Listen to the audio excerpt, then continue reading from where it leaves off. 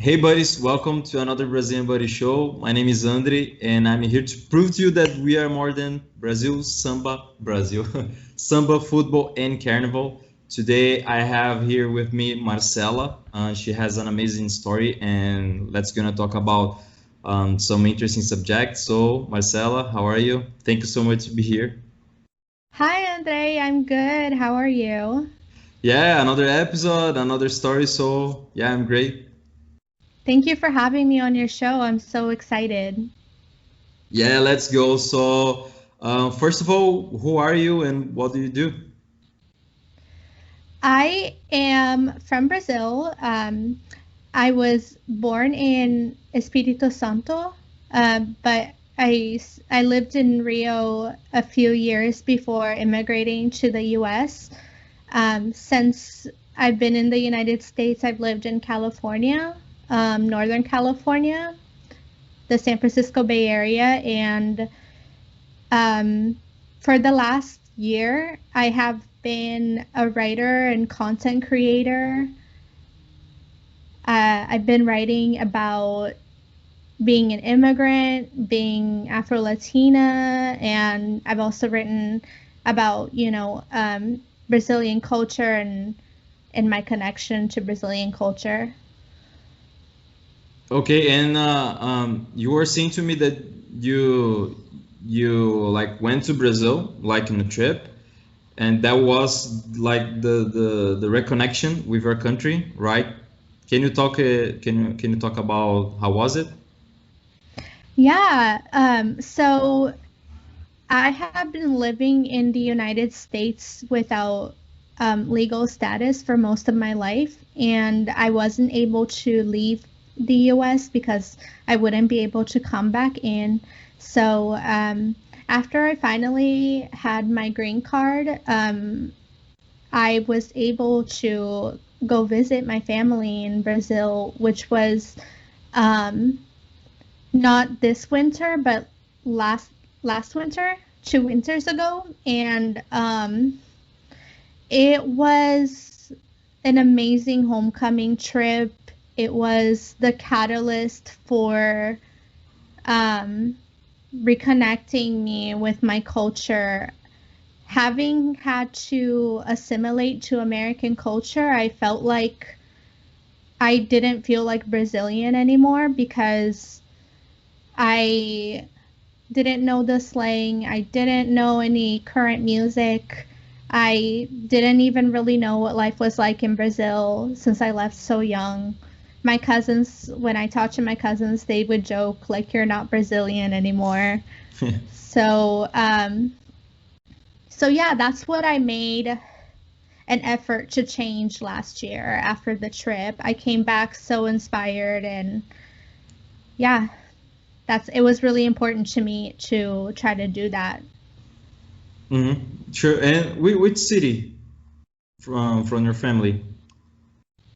We went for 2 weeks and we spent the first week in Copacabana. I have a cousin and his mom there.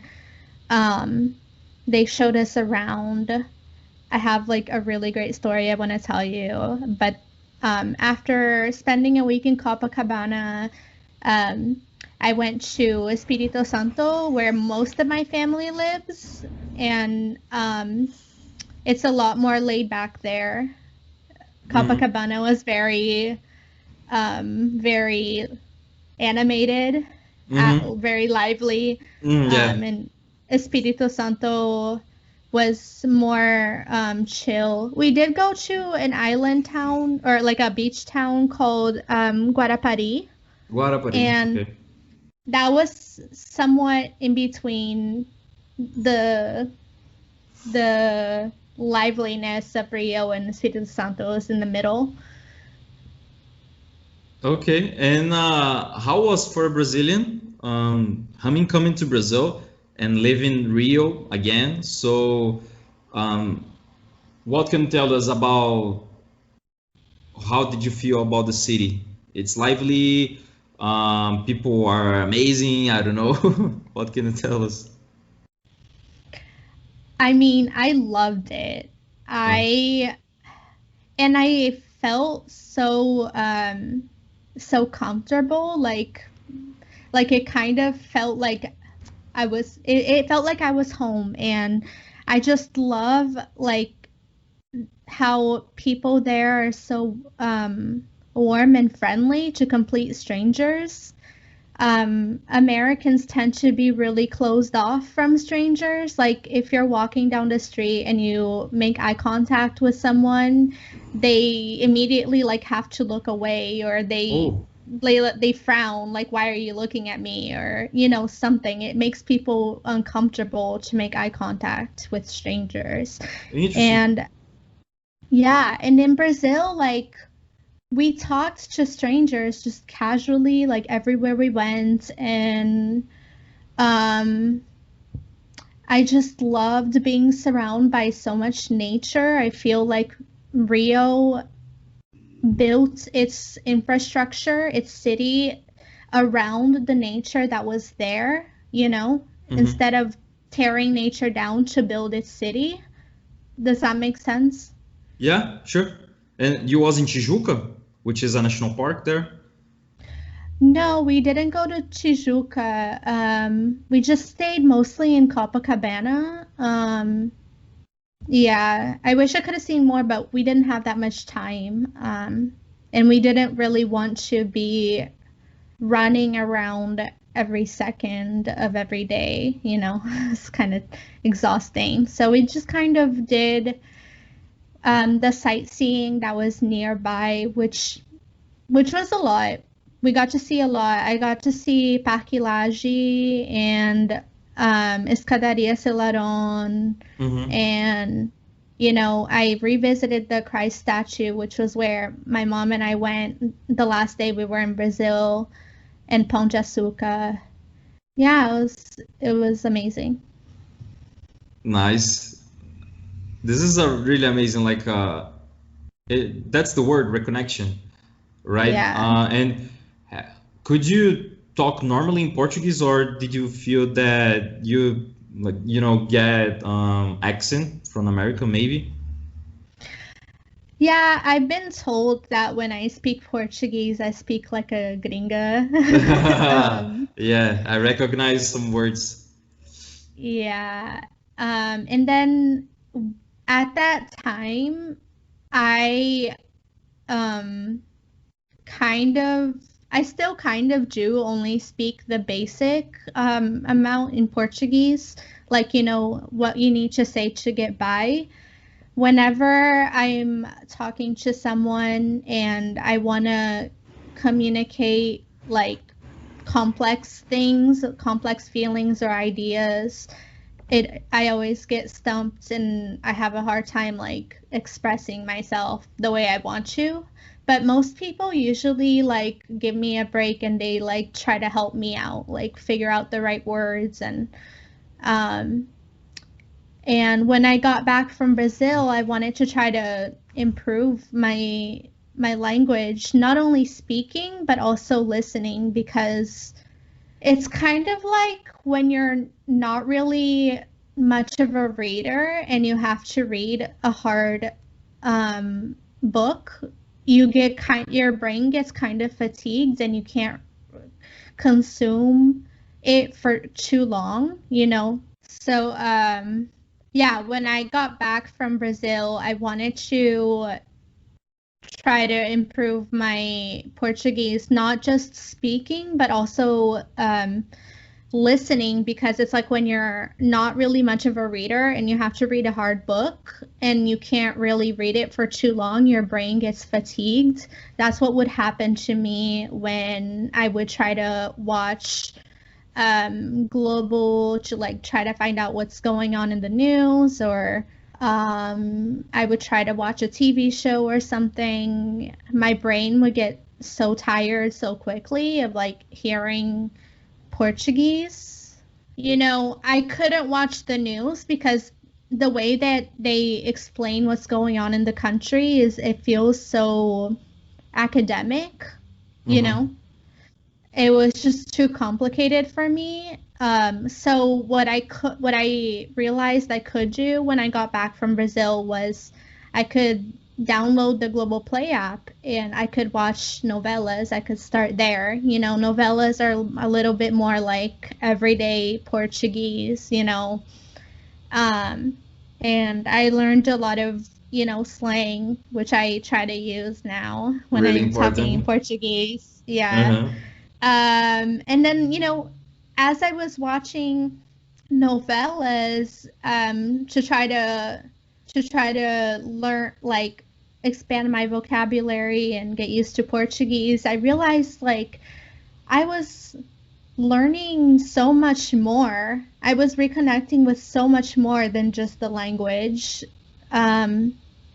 I was they play, contemporary music throughout the novellas. Like, they have like a selection of music that they just play over and over, and you like put that into Spotify and you get similar artists. So now you start to build up your library of music that you know. That's Mm-hmm. not like old school Brazilian music. Like, we're Mm-hmm. talking funk and pagode, and because really the only artists that I knew when I came to America were Sandy Jr. and Daniela Mercury. Uh-huh. And then I think my cousins visited me like 10 years ago, and they The, showed the, me three. just a point, like these Sandy Jr. and Daniela Mercury was were like singers from 90s. So yeah. Yeah, And do you yeah. remember which novellas have you watched? Um, yeah. Uh, yeah, I watched like Malhação, and they have Mm-hmm. different ones. I watched first Malhação Vidas Brasileiras, and then I watched Malhação um, Pro Dia Nascer Feliz. I Mm-hmm. think that was the second one I watched. I'm trying to think if I watched any other Malhações, but I also watched a novella called Vidas Secretas. With the Oh, no, Secretas. no, no, that's not it. That's not what it's called. It's called uh Verdades Secretas. Verdades Secretas. Okay. Yeah, You and, know which one? yeah, I know what it is. Heavy story, right? I Yeah, remember, yeah. And Malhação, it's more for teenagers, so I think yeah, that you could get some, teenager slang. So I think that if you are learning Portuguese, well, watch Malhação yeah, and find out that you can get some yeah, cool slangs to use yeah. that. I And watched Totalmente demais and um Avenida Brasil, maybe? no, I mean, I was showing my friend Global Play. She's Peruvian, and she she asked me if they had that novella. We started watching a little bit. It wasn't really my cup of tea. Um which is another thing about like my project. I don't know if you want to like jump into that right now. Let's go. Let's go. Okay.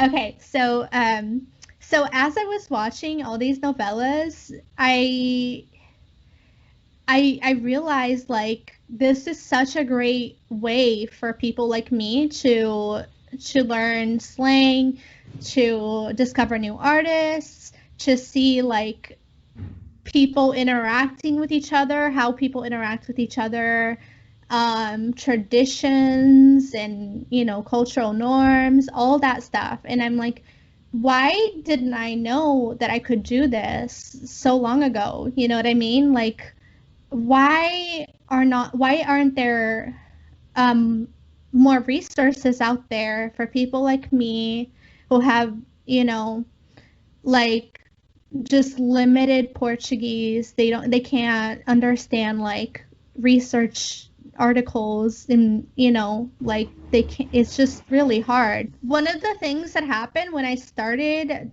downloading the app, when I downloaded the app and I started looking for things to watch, is sometimes I would click on something and it wasn't my cup of tea. That happened a lot, and I'm like, okay, am I gonna like anything here? You know, like, should I maybe just like give it up, like go back to Netflix and just continue like being disconnected? Like, but I didn't. I was determined. When the idea came to me to create a YouTube channel, I wanted it to be about helping other people know what to watch when they download the app and why they're watching that particular thing. So my YouTube channel is going to be basically like a TV guide for not only novellas but also, you know, Global Plays documentaries, it's movies, like TV shows. because yeah, exactly. Like everything that people can watch to see and learn about the things that they're interested in. Yeah, and we have you watched some TV series from Netflix? TV series, TV shows.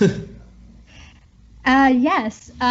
So after I started getting into like all these Brazilian and Portuguese stuff, I wanted to try to see if there was anything on Netflix for English speakers, or that at least had English subtitles for Americans who are interested in Brazilian culture. And you know, I did watch some things on Netflix too, but I feel like the main difference between things on Netflix and things on Global Play is Netflix.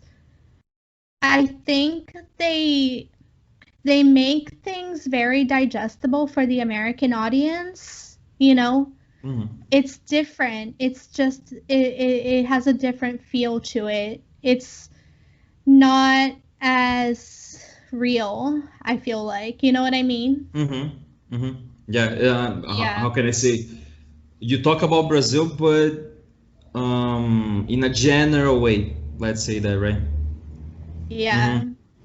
Like Netflix kind of shows Brazil the way Americans think that Brazil is, not the way it actually is. Yeah, sure, I agree with you.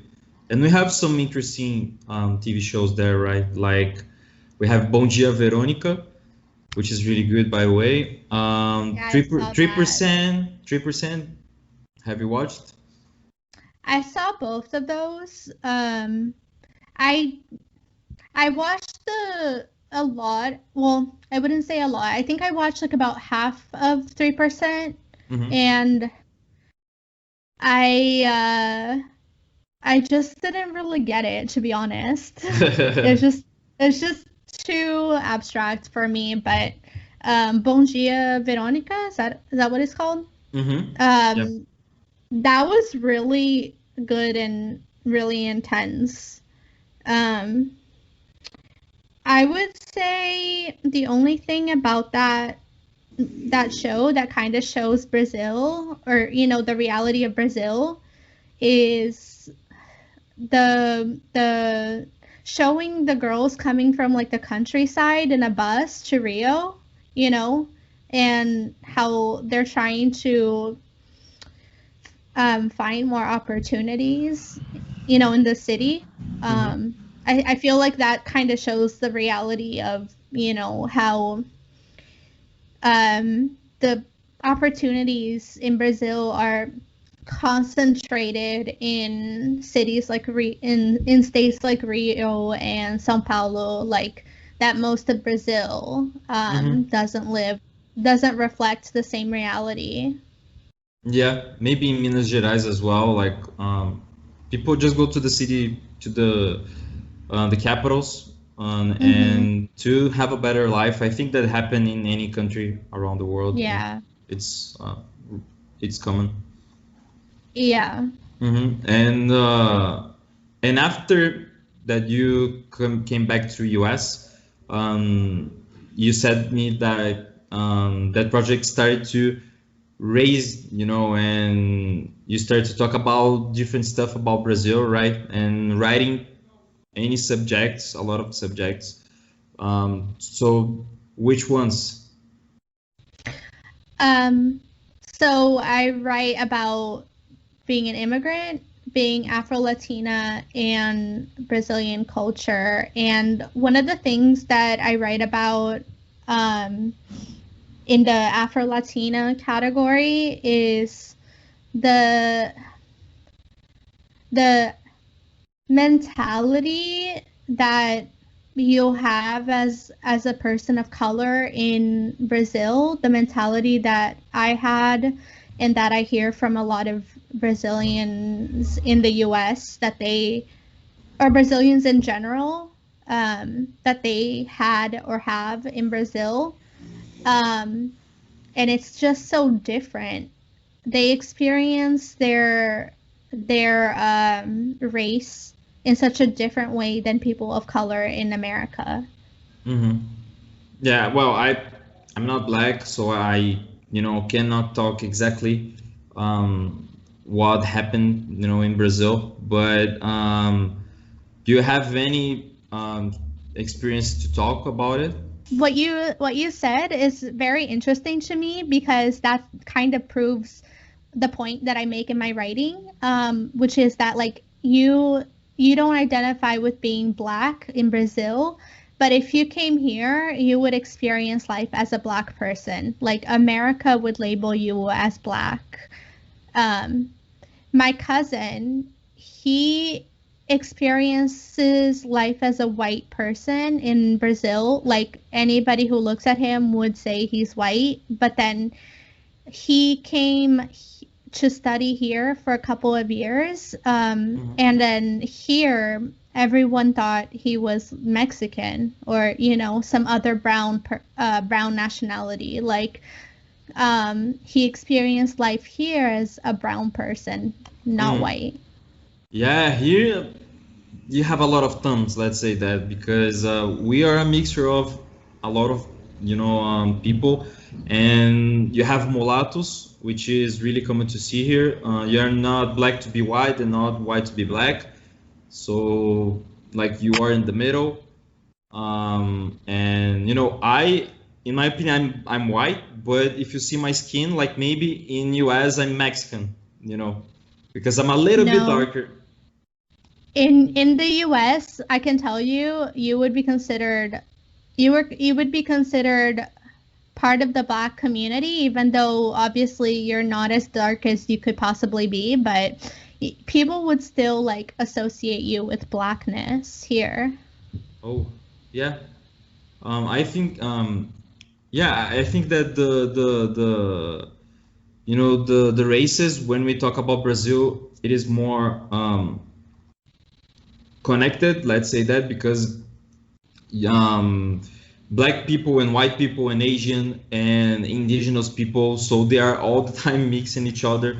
So we don't, like, we have racism here, but I think that it's different from US. I've never been in the US, but I think that the community are more spread, right? I don't know if I'm saying the right thing. So I think the way to really make it clear about how different the racism in Brazil is from the racism in America is that Brazilian racism is more like colorism. In Brazil, it works in two ways. You are considered lighter or darker in relation to the people around you. My friend, who's from Salvador, when he's visiting his parents, he is considered light-skinned because Salvador is like the most African place outside of Africa. Like it's mostly black people, mostly darker people than him.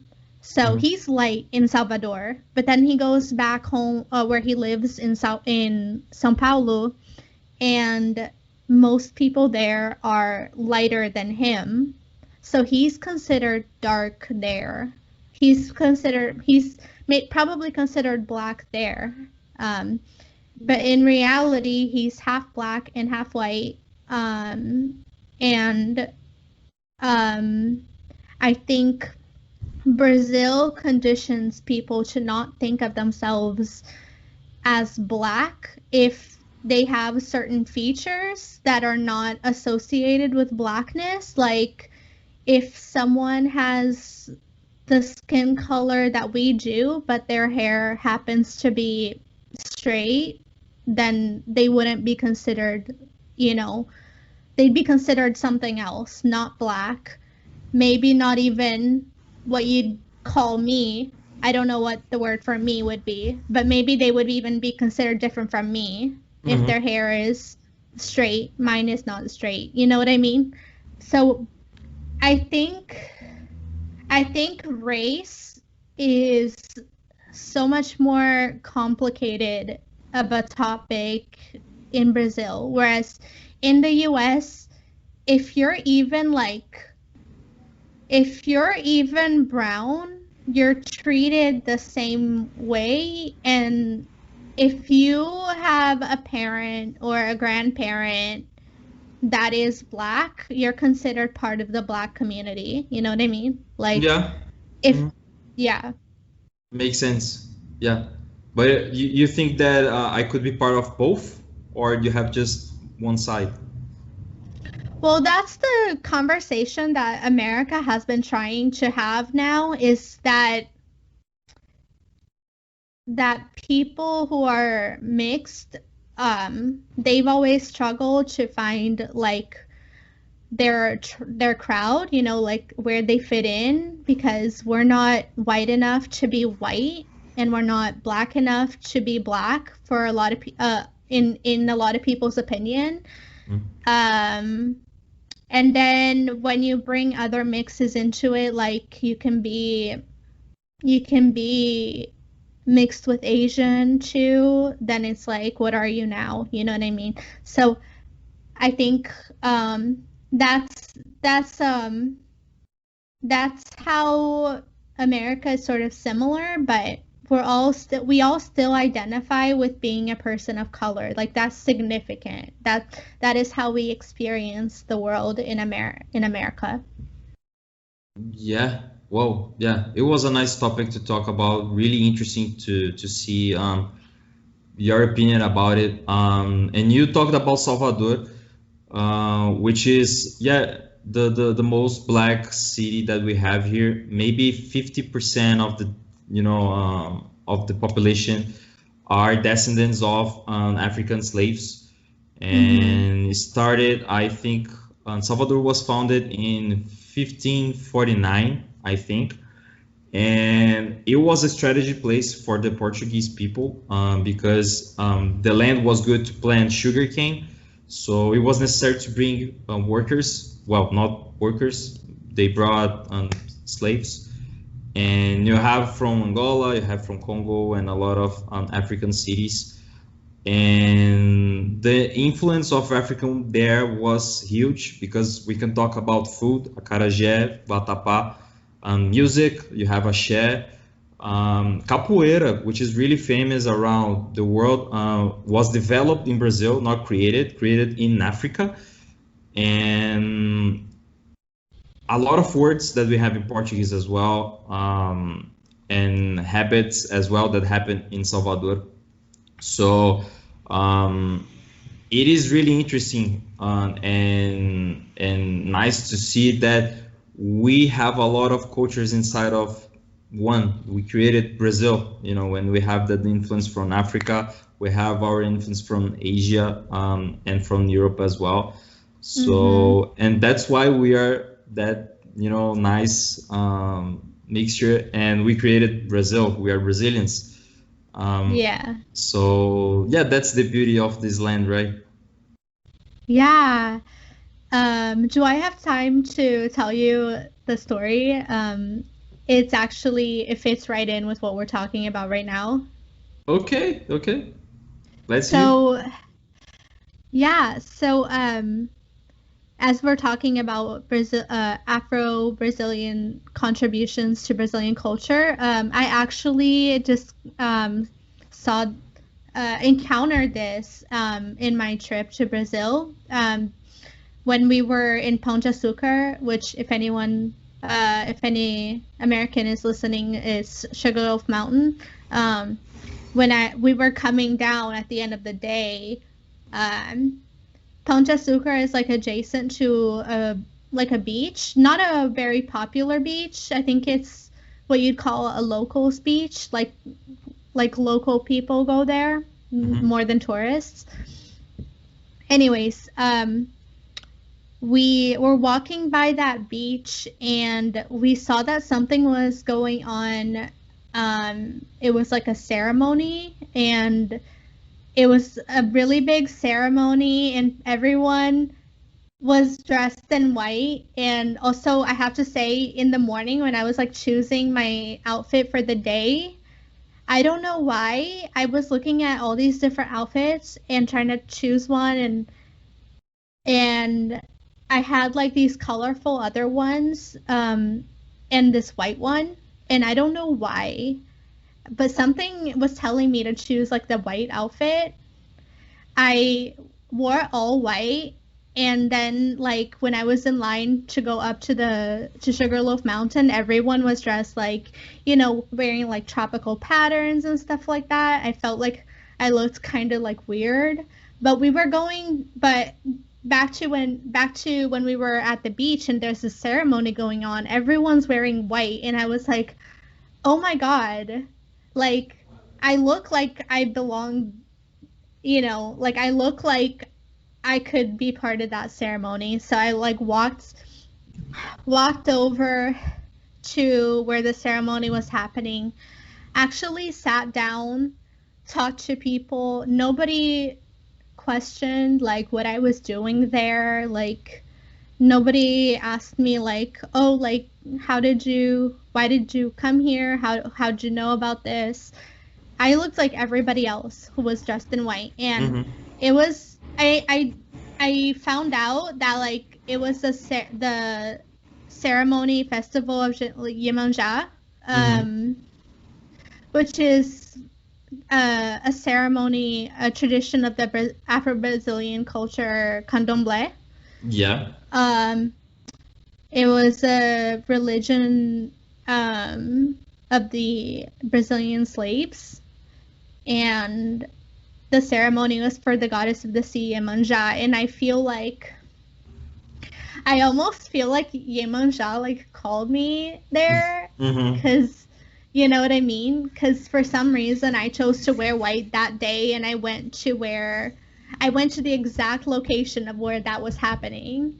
Yeah. It was and she's the how can I say, the god of waters and fertility. So that's why people wear white, and how can I say, they offer like flowers and gifts for Iemanjá to the sea, and it's really interesting to see. Yeah, and it was another African influence that we have. Yeah, so there's I've been interested in candomblé ever since that happened, and I took an Afro-Brazilian class when I got back, and we learned this routine that was like about making offerings to Iemanjá. And the first Malhação that I watched had like a character who practices candomblé. So I got to learn a little bit from watching, that novella, a little bit more about candomblé. And there's just so much that people can learn and see in novellas and movies and stuff. Yeah, and I think that it's a part of Brazil that it's really important to talk about, because I have the feeling that the foreigners don't know about the influence that we have from Africa, and definitely it's necessary to talk about, right? I try to bring a lot of subjects that I think and that I have the opportunity to talk here in my podcast, and it is a special it is a special opportunity to talk about that with you. So thank you so much. Thank you so much for having me and giving me a chance to talk about these things too. Thank you so much. Don't worry, it was my pleasure. So guys, no, buddies, thank you so much for watching this video or listening. My name is Andrey, and if you want to follow me on social medias, you have Instagram, Brazilian Buddy, you have Spotify, Brazilian Buddy Show, you have YouTube, Brazilian Buddy, Facebook, Brazilian Buddy, Pinterest, Brazilian Buddy, everything is Brazilian Buddy. And Marcela, you said that you have a YouTube channel, right? Yes, it'll be called Real Brazil Media, because I feel like it gives you the real Brazilian perspective, and you can find that will have its own Instagram account, but it's not ready yet. And well, by the time this comes out, it'll probably be ready. Yeah, and then you can find me at Marcela da Luz Lei on Instagram and Twitter. If you click on my Instagram bio, you can find my written works and some other content that I've made. And yeah, feel free to connect with me there. I usually talk to people who send me DMs, and especially Brazilians. I love connecting with new Brazilian followers. Amazing. So guys, it's not guys, it's buddies. Buddies, thank you so much, and ciao. Ciao.